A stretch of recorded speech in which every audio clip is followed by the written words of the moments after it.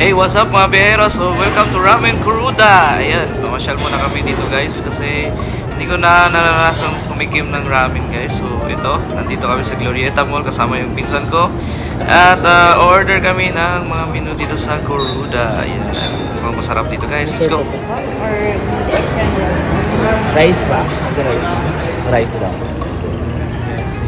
Anong ramen, sir? Sa teriyaki chicken doon?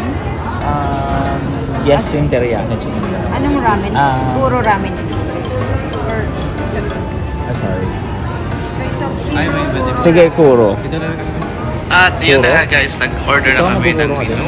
At order kami ng Shiro Ramen at saka Kuro Ramen. At nakapamura naman guys at 200 pesos lang yung price.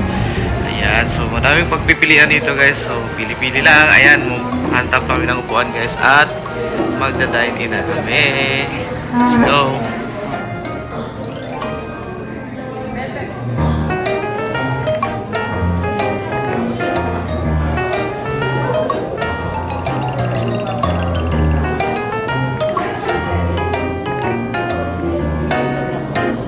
Thank you po.